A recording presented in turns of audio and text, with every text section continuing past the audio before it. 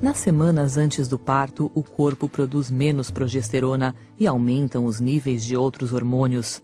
As prostaglandinas amaciam o colo do útero e a ocitocina provoca as contrações. As contrações do trabalho de parto são ritmadas e doloridas e vêm cada vez mais fortes. Os músculos verticais uterinos se tensionam e fazem o colo do útero abrir. Os músculos no alto do útero contraem e relaxam, empurrando o bebê para baixo. O tampão, uma camada de muco que fecha o colo do útero, pode ser eliminado alguns dias antes ou então no meio do trabalho de parto. Quando a bolsa rompe, o líquido amniótico escapa, às vezes em grande quantidade, às vezes aos poucos. O colo do útero começa a dilatar e ficar mais fino.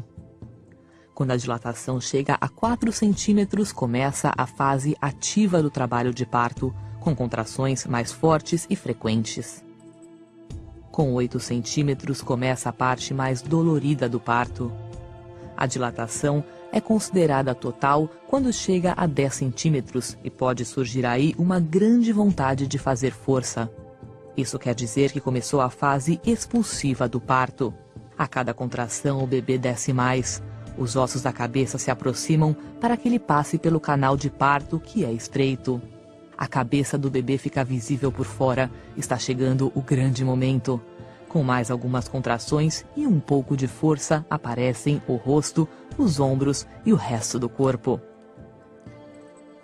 Na terceira e última fase do parto, a placenta se desprende e sai.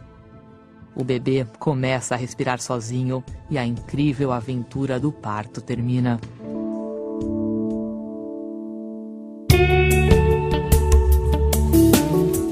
A cesariana, muitas vezes chamada de cesárea, é um procedimento cirúrgico no qual são feitas incisões no abdômen e no útero de uma mulher para dar à luz um bebê. Algumas cesarianas são planejadas. No entanto, a necessidade do processo geralmente se torna aparente após o início do trabalho de parto, quando as condições anormais que causam um parto natural não são seguras para a mãe ou o bebê. As indicações comuns para uma cesariana são distocia, placenta prévia e sofrimento fetal. Distocia, ou trabalho não progressivo e prolongado, pode ocorrer quando a cabeça do bebê não se encaixa no canal de parto ou o corpo está em uma posição desfavorável, como quando é perpendicular ao canal de parto ou nádegas, como é a posição pélvica. A placenta prévia ocorre quando a placenta que está em uma posição baixa obstrui parcialmente ou totalmente a abertura do colo do útero. O sofrimento fetal ocorre quando a saúde do bebê está em perigo iminente, geralmente devido ao fluxo insuficiente de sangue através da placenta ou do cordão umbilical.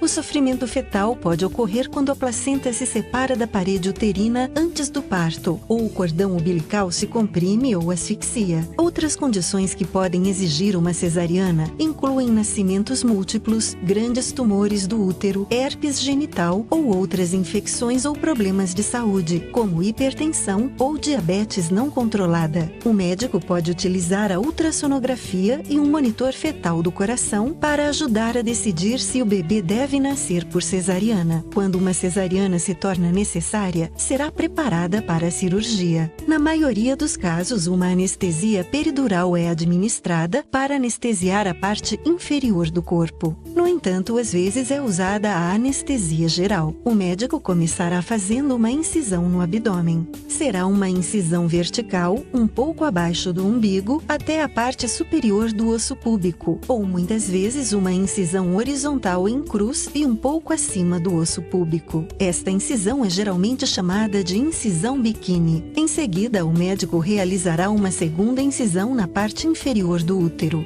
Após a abertura do útero, o médico rompe a bolsa amniótica se ainda estiver intacta e em seguida o bebê nasce. O tempo entre a incisão inicial abdominal e o nascimento é normalmente de 5 minutos. O médico então prende e corta o cordão umbilical, Remove cuidadosamente a placenta e sutura, costura firmemente o útero e o abdômen. Isso normalmente leva cerca de 45 minutos. Normalmente, o período de internação após uma cesariana é de 3 a 5 dias. Durante esse tempo, você será incentivada a amamentar, tirar um cochilo quando o bebê dormir e levantar da cama com frequência. Embora a maioria das pacientes possa cuidar de seu bebê recém-nascido após o procedimento, a recuperação total pode levar de 6 a 8 semanas. A cicatriz ficará mais clara conforme for se regenerando.